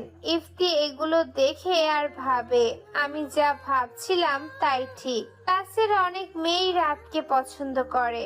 মেয়েদেরকে পটানোর জন্যই এত কিছু। ইফতির বেস্ট ফ্রেন্ড নিহাও রাদের সাথে কথা বলে। এই দুজনের অনেক ভাব। দুজন একসাথে ক্যান্টিনে যায়, অনেক হাসাহাসি করে কথা বলে। মাঝে মাঝে ইফতি সামনে পড়লে মুখ ঘুরিয়ে চলে যায় ও। এর মধ্যে টিউটোরিয়াল এক্সাম চলে আসে। এবার এক্সামে ইফতি 50-এ 49 পেয়ে ফার্স্ট হয় আর রাত 50-এ 48 পেয়ে সেকেন্ড। স্যার খাতা দেওয়ার সময় রাতকে বলেন, কি রাত সাহেব, পড়ার স্পিড কি কমিয়ে দিয়েছেন নাকি? তোমার তো সবগুলোই হয়েছে, কিন্তু তুমি যে দুটো প্রশ্নের উত্তর দিলে না, কি দেখো নাই নাকি? না স্যার, দেখেছি বাট ভুলে গিয়েছিলাম এগুলো। ওই দিন ক্লাস শেষে বের হওয়ার সময় ইফতি রাতকে বলে, এই যে মিস্টার, একদিন চান্স দিয়েছিলাম, বুঝলেন, এত ভাবনা আর কিছুই নেই। রাত একটা হাসি দিয়ে চলে আসে ওখান থেকে। এমন সময় পলাশ পিছন থেকে ইফতিকে ডাক দেয় আর বলতে থাকে, এতদিন শুধু তোমার নাটকগুলো দেখছিলাম, যা করলা শুধু রাত বলে তোমাকে কিছু করেনি। কি জানো ওর সম্পর্কে? যে পিয়াস ওর কলার ধরেছিল, ও যদি রাতের সম্পর্কে জানে তাহলে পায়ে এসে পড়ে থাকবে। আর এখন কি বললা? তুমি ওকে চান্স দিয়েছ? তুমি ওকে চান্স দাও নাই ইতি, ও তোমাকে চান্স দিয়েছে। বুঝলা, যে প্রশ্নগুলোর উত্তর ও দেয়নি পরীক্ষার আগের দিনও ওকে আমি প্রশ্নগুলো জিজ্ঞেস করছিলাম আর ও পেরেছিল। বুঝলা, ভাব ও নেয় না, ভাব তুমি নাও। ইফতি কিছু বলার আগেই পলাশ চলে যায় ওখান থেকে। আরো ভাবতে থাকে পলাশের কথাগুলো। বাসায় এসেও ভাবে কথাগুলো। ওর মনে হয় আসলে ঠিক হয়নি রাদের সাথে এমন করা। কাল গিয়ে সরি বলবে ভাবলো। পরদিন ভার্সিটিতে গিয়ে রাতকে বলে, সরি ওই দিনের জন্য। সরি কেন? আমার মতো থার্ড ক্লাস ছেলেদের সরি বলতে হয় না। প্লিজ রাত, বিশ্বাস করো, তুমি যে আমার সাথে এমন করছিলে তাই আমি রাগের মাথায় তোমাকে ওইগুলো বলেছি। প্লিজ ক্ষমা করে দাও। আরে আরে কি করছো? আচ্ছা আচ্ছা, ওকে বাদ দাও। এটা বলে চলে যায়। পরদিন ভার্সিটির ম্যাগাজিন প্রকাশ করা হয়। ম্যাগাজিনে অনেক অনেক লেখা দিয়েছে, অনেকে নিজের নাম দিয়ে, অনেকে ছদ্মনাম দিয়ে। ম্যাগাজিনটা পড়ার সময় একটা কবিতা দেখে ইফতির চোখ আটকে যায়। কবিতাটা ইফতির খুব পরিচিত। কবিতার নিচে লেখকের নাম দেখে ইফতির চোখ কপালে উঠে যায়। ওখানে লেখকের নামটা ছিল নিবদ্ধ নীরব। ইফতি একদম অবাক হয়ে যায়, এই মানুষটা এই ভার্সিটিতে। ভাবতে থাকে কি হতে পারে এটা। আবার ভাবে এমনও তো হতে পারে কেউ এই লেখাটা কপি করেছে ওখান থেকে। কিন্তু ওর মনে হচ্ছে মানুষটা এখানেই আছে। মনে মনে বলে, রাত নয়তো। এমন সময় পলাশকে দেখে ডাক দেয় আর বলে, ওই দিনের সব কিছুর জন্য সরি। তোমাকে একটা কথা জিজ্ঞেস করব? হ্যাঁ বলো। আচ্ছা, তোমার বন্ধু ফেসবুক চালায়? জানি না তো, বাট ও ফেসবুক সম্পর্কে অনেক কিছুই জানে, কিন্তু ওর কোনো আইডিয়া আছে কিনা জানি না। কেন বলো তো? না এমনি। আচ্ছা যাই। এটা বলে চলে আসে ইফতি। বাসায় এসে ভাবতে থাকে কথাগুলো নিয়ে। প্রথমবার প্রেমে পড়া মানুষটাকে নিয়ে ভাবতে থাকে ও। যেভাবেই হোক জানতে হবে ইফতিকে, কে এই কলির কৃষ্ণ। ইফতি কি পারবে জানতে এই রহস্যটা? আর জানার পর কি হবে? এরপর থেকে প্রায় প্রতিদিনই রাতের সাথে কথা হয় ইফতির। ইফতির সময় নিজে থেকেই কথা বলে। রাত কখনো নিজে থেকে কিছু বলে না। কথা বলতে গেলে জাস্ট ফর্মাল কথা, এই যেমন ফ্যামিলি, বাড়িঘর, এগুলো। ইফতি মাঝে মাঝে ওকে বিভিন্ন কিছু জিজ্ঞেস করে।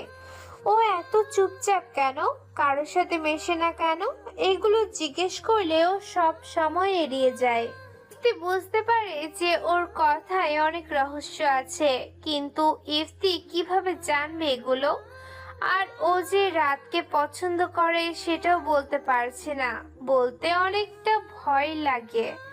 ইফতি ওকে উল্টাপাল্টা কিছু জিজ্ঞেস করলে মুখের উপর যদি বলে দেয়, আমাকে আর এগুলো জিজ্ঞেস করবে না।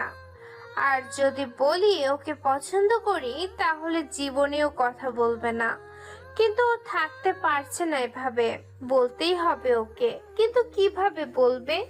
নিহার সাথে সবকিছু শেয়ার করে ইফতি। নিহা ওর দিকে তাকিয়ে হাসতে থাকে আর বলে, বলে আমার বান্ধবী রে, সারা জীবন কত ছেলে প্রপোজ পেলি আর সবগুলোকে রিজেক্ট করলি। এখন দেখ কেমন লাগে। এগুলো সব ওই ছেলেগুলোর অভিশাপ, বুঝেছিস? ইফতি নিহার পিঠে ধুম করে কিল দিয়ে বলে, যা, আমি টেনশনে মরছি আর তুই ভ্যা ভ্যা করিস। চুপ কর, না হলে কোনো বুদ্ধি দে। দাঁড়া, ভাবতে দে। দুজনে ভাবতে থাকে কি করা যায়। হঠাৎ করে নিহা বলে, ওই পাইছি, সামনে তোর জন্মদিন না, সেদিন বলবি। ভালো বলেছিস। কিভাবে বলবে ওকে? এটা নিয়ে ভাবতে ভাবতে রাত পেরিয়ে যায়। এখন থেকে ওরা তিনজন একসাথে আড্ডা দেয়, রাত, ইফতি আর নিহা। ওদের আড্ডায় এখন পড়া ছাড়া অন্যান্য বিষয় নিয়েও কথা হয় মাঝে মাঝে। আর ইফতি রাদের সাথে এত কথা বলাটা কোনো একজনের অপছন্দ, আর সেটা হলো পিয়াস। পিয়াস ইফতির স্কুল ফ্রেন্ড, এখন ভার্সিটির ফ্রেন্ডও। পিয়াস ইফতিকে অনেক পছন্দও করে, কিন্তু বলে না। একদিন ভার্সিটিতে হুট করে এসে রাতের কলার ধরে বলে, হিরো হয়ে গেছিস তাই না? তোকে না করেছিলাম ইফতির আশেপাশে না থাকতে। কথা কানে যায় না তাই না? তুই আমাকে চিনোস? তোর কি অবস্থা করতে পারি তুই জানোস? আর যেন তোকে ইফতির আশেপাশে না দেখি।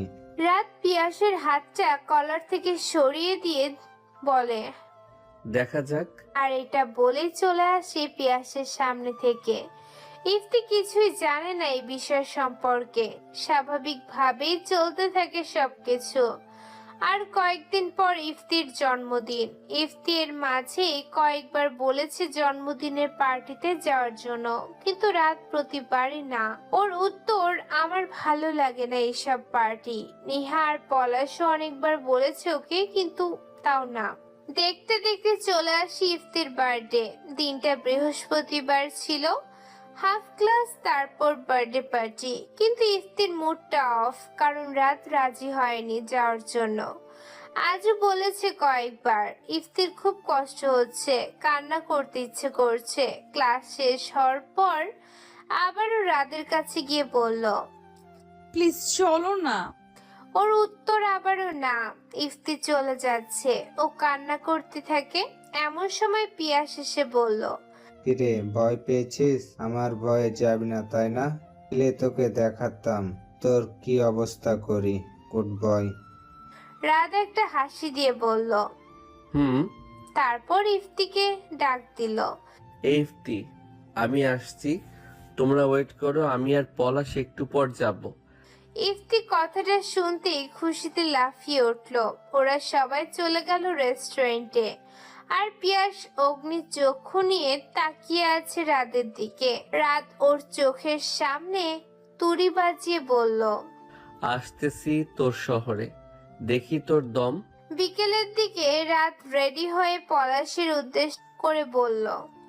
পলাশ চলো। পলাশ রেডি হয়ে বেরিয়ে পড়ল। তারপর একটা সুন্দর হাত ঘড়ি নিয়ে চলে আসলো জন্মদিনের অনুষ্ঠানে। অনুষ্ঠানের অনেক লোক এসেছে, পিয়াসও এসেছে। পিয়াস মনে মনে সবকিছু রেডি করে রেখেছে, কিভাবে কি করবে সে।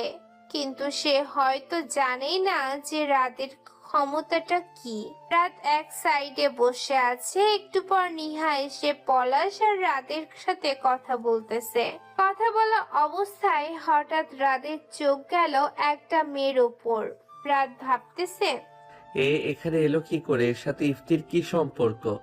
রাত আর ভাবতে পারেনি। নেহাকে ডাক দিয়ে বলল, নিহা, ওই মেয়েটিকে চেনো? ওর নাম তো তানহা, ইফতির মায়ের বান্ধবীর মেয়ে। অনেক শান্তশিষ্ট। জানি। জানো মানে? চেনো নাকি আগে থেকে? না মানে আর বলতে পারল না সে। কোথা থেকে যেন তানহা দৌড়ে এসে তাকে জড়িয়ে ধরে বলতেছে, হয়েছে, থামো এবার। নিহা দেখে আরো অবাক হচ্ছে। কি হচ্ছে এসব রাতের সাথে? এই মেয়েটি বা কে? ওকে দেখে জড়িয়ে ধরে কাঁদছে।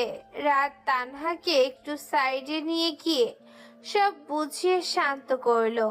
এতক্ষণে ইফতি সবকিছু জেনে গেছে। সে রেগে একদম লাল। কিছু না জেনে না শুনে সে সোজা এসে রাতের গালে জোরে থাপ্পড় দিয়ে বলতে শুরু করলো, ছোট লোক একটা, এই ছিল তোর মনে? আমি তোকে আজ প্রপোজ করতে চাচ্ছিলাম, আর তুই কিনা?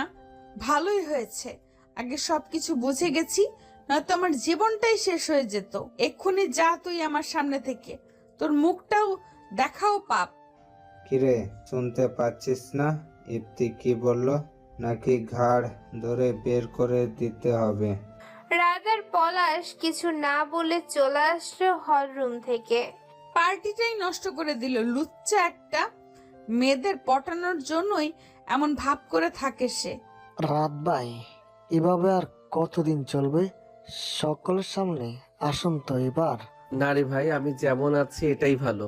কি হবে সকলের সামনে এসে? এটা বলেই সেদিন ঘুমিয়ে পড়লো তারা। কিন্তু রাতের রুটিন ঠিক আগের মতোই। সে আগের মতোই উঠে পড়ে, আবার ঘুমিয়ে যায়, যা কেউ না জানলেও পলাশ ঠিকই জানতে পারে। পরের দিন আবার এরকম করেই ভার্সিটিতে যায় রাত। ইফতি দেখেই বলে। রাত কিছু না বলে শুধু হাসে, যা দেখে ইফতির গা জ্বলে যায়। আর সে প্ল্যান করতে থাকে কিভাবে তাকে অপমান করা যায়, ভার্সিটি থেকে বের করা যায়। তাকে যেন সহ্যই হয় না ইফতির। আসলে ভালোবাসা যখন ঘৃণায় পরিণত হয় তখন কতটা ভয়ঙ্কর আর নিজ হয়, যে তার রোশানলে পরে সেই জানে। তো ইফতি প্ল্যান করে তার বান্ধবীদের দিয়ে রাদের লেখার মতো করে ধীরে ধীরে একটা চিঠি লেখানো, তাতে লেখা আই লাভ ইউ ইফতি। এটুকু লিখে ইফতি চিৎকার করে স্যারকে বলতে লাগলো, দেখেন স্যার, এটা কি করেছে? ছোট লোকটা আসছে আমাকে প্রপোজ করতে। স্যার, আপনি কিছু না করলে আমি কিন্তু প্রিন্সিপালের কাছে যেতে বাধ্য হব। মা, তুমি বসো, আমি দেখছি। রাত সাহেব, কি হচ্ছে এসব? এটা কি প্রেম করার জায়গা নাকি পড়ালেখার জায়গা? ভাবছিলাম তুমি ভালো, তুমি এখন তো দেখছি তুমি কতটা নীচ। তোমাকে নিয়ে গর্ব হতো আমার, কিন্তু তুমি এটা করে প্রমাণ করে দিলে যে তুমি সেই মাস্তানি রয়ে গেছো প্রথম দিনের মতো। তোমার বোনকে কেউ যদি এভাবে বিরক্ত করে কেমন লাগবে তোমার? যাও, বেরিয়ে যাও, আর যেন না দেখি আমার ক্লাসে। রাত কিছু না বলেই বেরিয়ে গেল। স্যার আবার বলতে শুরু করলেন যে সবাই যেন এসব ছেলেদের থেকে দূরে থাকে। ক্লাসের সবাই বলা বলি করছে। কি ছেলে এতদিন ভালো সেজে আমাদের মাঝে ছেলে, মেয়েদের ইমপ্রেস করার জন্য এরকম করতেছে সে। পলাশ শুধু শুনতে থাকে আর সে সহ্য করতে পারলো না। পলাশ বলতে শুরু করলো, স্যার থামেন, অনেক বলেছেন আর না, অনেক নাটক দেখিয়েছেন। সবাই যাকে এত অপমান করলেন জানেন সে কে, কতটুকু জানেন তার সম্পর্কে? আপনারা শুধু নামটাই জানেন, এর বেশি কিছু না। আপনার মতো শিক্ষককে ভার্সিটি থেকে বের করে দেওয়া তার 2 মিনিটের কাজ। ভার্সিটির যে প্রিন্সিপাল আছেন তিনিও তার পরিচয় জানলে নিজের চেয়ার ছেড়ে দিবেন। আর ইতি, তোমাকে বলছি, তোমার মতো হাজার সুন্দরী মেয়েকে ওর পিছনে ঘোরাতে পারে, কিন্তু না, ও ওর স্বপ্ন পূরণের জন্য এটা করছে। তুমি জানতে চাইছো না ও কেন 3rd ইয়ারের বড় ভাই আপুদের সাথে কথা বলে? কারণ ও 3rd বর্ষের বিজ্ঞান বিভাগ টপার। আমাদের বিভাগের যে শিক্ষামন্ত্রী আছেন তিনি তার মামা হয়। এছাড়া তার নিজের পরিচয় আছে, তার বাবার পরিচয় আছে, কিন্তু সে কিছুই ব্যবহার করেনি। নিজের মতো করে সরল সোজাভাবে বাঁচতে চাইছে, কিন্তু তোমরা তাকে খেদ বলো। আরে ওর ধারের কাছে যাওয়ার মতো যোগ্যতা তোমাদের কেন? এই জেলার কারোই নেই। কি ভাবছো তোমরা এত বড়? তাহলে সে এই ভার্সিটিতে পড়ে কেন? আসলে সে দেখতে চাইছে গরিবের ছেলে মেয়েদের সাথে তোমরা বড় লোকেরা কিরকম ব্যবহার করো। এখানে সবাই পড়ালেখা করতে আসে, ধনী গরিব সবাই একই লেভেলের মানুষ, কিন্তু তোমরা সেটা একই লেভেলে রাখোনি। এখানেও ধনী গরিব নিয়ে এসেছো। আর সব জায়গায় যদি এরকম হয় তাহলে এই গরিব মানুষগুলো যাবে কোথায়? তাদের কি কোনো যোগ্যতা নেই ভালো ভার্সিটিতে পড়ার? যোগ্যতা আছে, কিন্তু তোমাদের মতো নিচু মনের মানুষদের জন্য তারা সুযোগ পেলেও পড়তে চায় না। আর সবচেয়ে বড় কথা হচ্ছে সে এই ভার্সিটিতে এসেছে মিশনের জন্য, ড্রাগ গ্যাংকে ধরার জন্য। চাউটা কি? তোমরা কয়েক মাস আগে একটা ছেলে আত্মহত্যা করেছিল, তোমরা সবাই হয়তো জানো। কেন আত্মহত্যা করেছিল সেটা জানো? জানো না, জানার প্রয়োজনও মনে করনি। রাত এসব বন্ধ করার জন্যই আবার থার্ড ইয়ার থেকে ফার্স্ট ইয়ারে আসে। কেন সে চুপচাপ থাকে জানেন স্যার?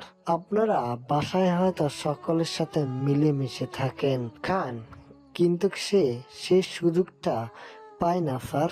কখনো তার ছোট বোনটাকে ছাড়া খায়নি সে, কিন্তু দেখেন এখন ঠিকই আছে, এমনকি কথাও হয় না তার পরিবারের সাথে।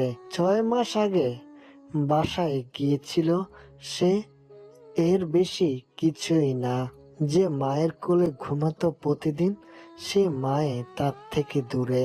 1 বছর আগে তার বাবার সাথে ঝগড়া করে সবকিছু গুছিয়ে সে হোস্টেলে চলে আসে, তাই এত সে চুপচাপ থাকে।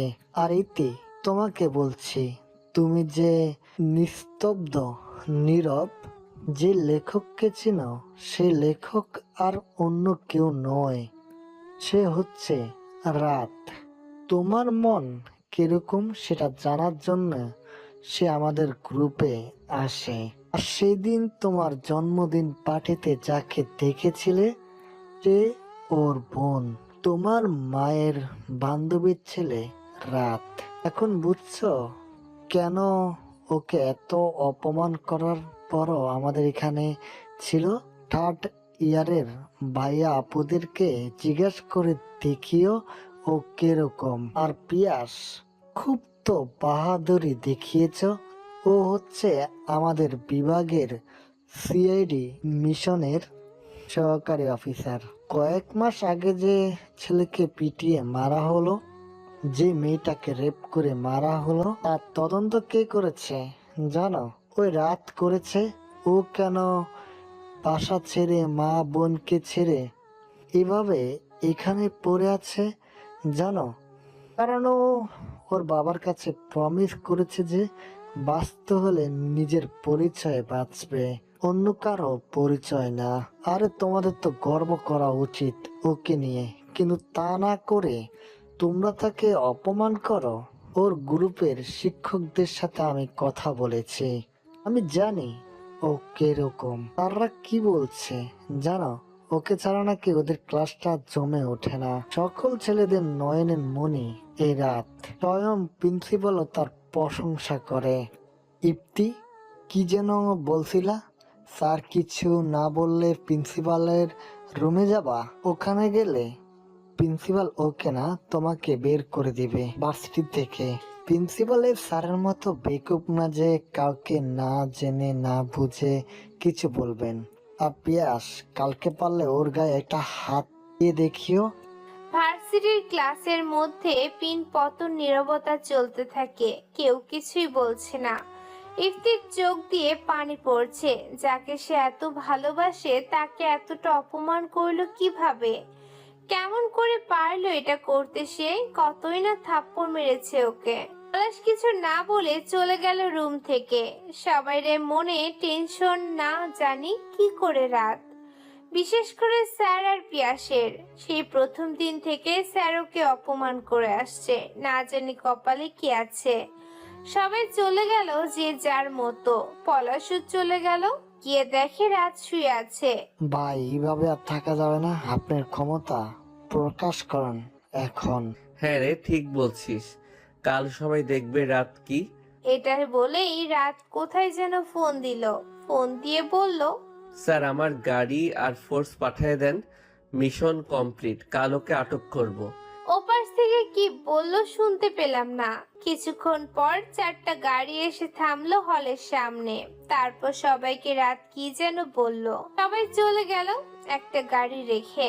গাড়িটা অনেক সুন্দর দেখতে।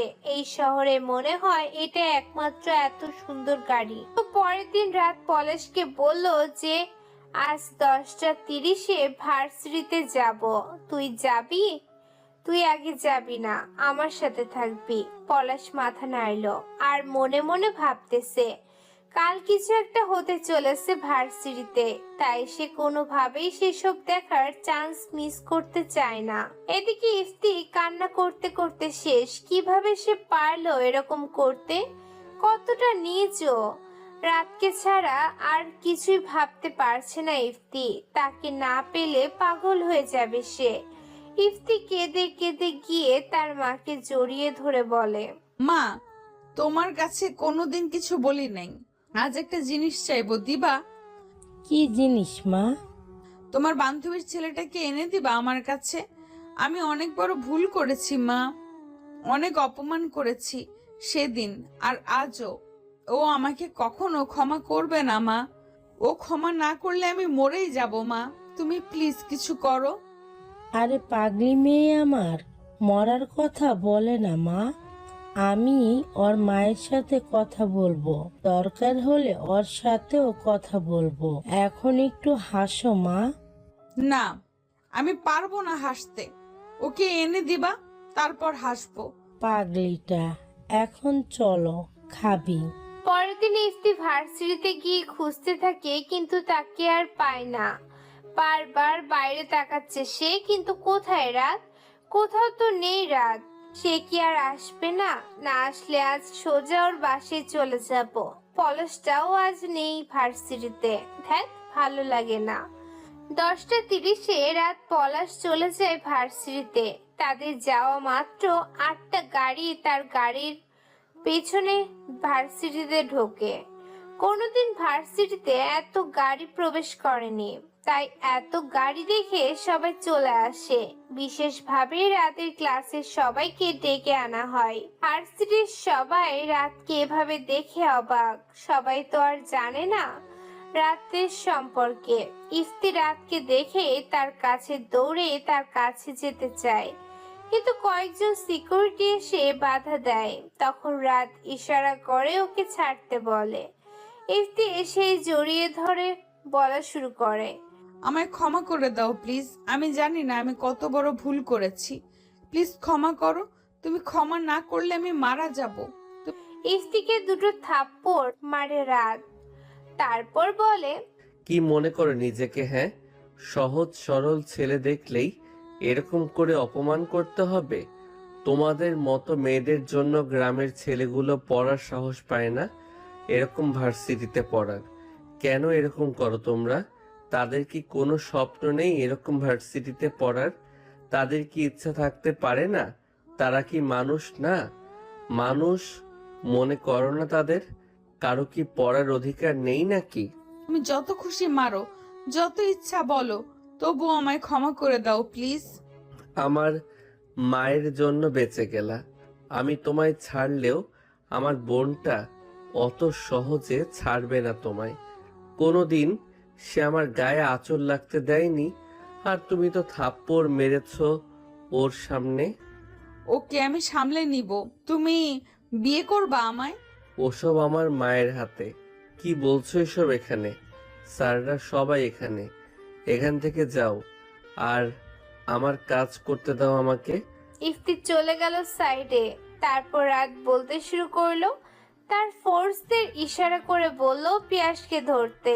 পিয়াস পালানোর চেষ্টা করলেও পারলো না। তাকে ধরার পর সবাই তো অবাক। ওর বাবা এই শহরের এমপি, না জানি কি ঘটতে চলেছে। প্রিন্সিপাল স্যার রাতকে উদ্দেশ্য করে বলতে লাগলেন, রাত, কি হচ্ছে এসব? রাত কিছু না বলে তার কার্ডটা দেখালো, আর তখনই স্যার চুপ।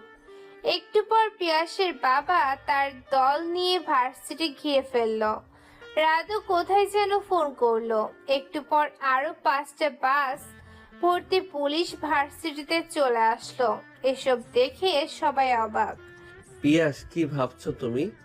আমাকে অপমান করার জন্য ধরেছি তোমাকে? তা না, তুমি কি করেছো তা তোমার মনই জানে। তোমার বাবা কেন, এই বিভাগের পুলিশ হেড আসলেও আজ তোমায় মুক্ত করতে পারবে না। এমপি কে উদ্দেশ্য করে বলতেছে, কি মনে করেন নিজেকে? আপনার ছোট ছেলে অপরাধ করবে আর আপনি সব চাপা দেবেন? তা আর সম্ভব না। আপনার কে আছে?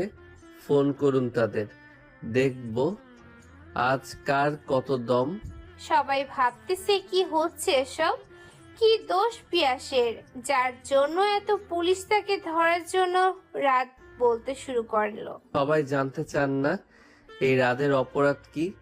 কিছুদিন আগে এই ভার্সিটির ছাদে একটা মেয়েকে পাওয়া যায় মৃত অবস্থায়। সবাই জানেন সেটা।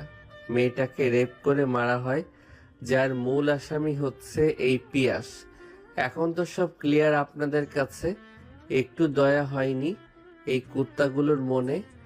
আর এ কিনা পার পেয়ে যাচ্ছিল ওর বাবার জন্য, কিন্তু সিআইডির হাত থেকে বাঁচা অতটা সম্ভব নয়। রাষ্ট্রপ্রধানের কাছ থেকে অনুমতি নিয়ে এসেছি এই কুত্তাটাকে ধরতে। এতদিন আপনাদের মাঝে লুকিয়ে থাকতাম একে ধরার জন্যই। শুধু এ কেন, এই শহরের প্রতিটা ভার্সিটিতে যেখানে র্যাগিং হবে, যেখানে দুর্নীতি হবে, সেখানেই পাবেন আমার মতো শত শত সিআইটিকে। এদেশ থেকে দুর্নীতি মুক্ত করতে হলে আগে এই স্কুল, কলেজ, ভার্সিটিগুলোকে ঠিক করতে হবে। যেখানে মানুষ শিখতে আসে সেখানে কেন নিরাপত্তা পাবে না তারা? আজকের পর আমরা সিআইডি 100% নিরাপত্তা দেব তাদের। বোনদের বলতেছি, তোমাদের আর কোনো ভয় নেই। যে কোনো সমস্যা হলে তোমাদের ইনফর্ম করা লাগবে না, তারা নিজেই পৌঁছে যাবে তোমাদের কাছে। আর সাবধান করে দিচ্ছি পিয়াসের মতো ক্রিমিনালদের, তোমাদের দিন শেষ, এখন আমাদের দিন শুরু। সবাই তাক লেগে আছে। হয়তো ভাবতেছি এত কম বয়সে কেউ সিআইডি হয়। এরকম সিআইডি থাকলে বর্তমানে স্কুল, কলেজ, ভার্সিটিতে থাকবে না কোনো র্যাগিং, থাকবে না কোনো দুর্নীতি, মরতে হবে না কোনো ভাইকে। আবার রাত বলা শুরু করলো তার স্যারকে উদ্দেশ্য করে। স্যার, বাইরের দিকটা বিবেচনা করে কারো উদ্দেশ্যে কিছু বলাটা ঠিক না। আশা করি শুধরে নিবেন নিজেকে। এরপর রাত পিয়াসকে গাড়িতে তুলে নিয়ে যায়। তখন তার কানে আসে কত মানুষের করতালি। পরের দিন রাত তার বাসায় চলে যায়। তার মা বাবা তো অনেক খুশি তাকে দেখে। তাছাড়া তাদের ছেলে আজ নিজের পায়ে দাঁড়িয়েছে। একটু পর রাত চুপি চুপি তার বোনের রুমে গিয়ে তার চোখটা ধরে। তুমি কি করে বুঝলে এটা আমি? ও আচ্ছা, তাহলে ক্যাডবেরি গুলো নিয়ে যাই, আমি একাই খাবো এখন। এদিকে ইফতি ও তার মা সহ রাদেদের বাসায় এসেছে। ইফতি চুপি চুপি তানহার দরজার পাশে গিয়ে তাদের ভাই বোনের কথা শোনে। বললা না লাগবে না তোমার? ওকে ওকে, নাও। ইফতি মনে মনে ভাবতেছে, আমার বরে ক্যাডবেরি একাই খাবে তুমি? আমি তা হতে দিব না। দৌড় দিয়ে এসে তানহার হাত থেকে দুটো ক্যাডবেরি নিয়ে আবার দৌড় দেয়। তানহা যেন কিছু বুঝলো না কি হলো এটা। সে তো রেগে লাল। নিচে গিয়ে দেখলো ইফতি আর ওর মা বসে আছে।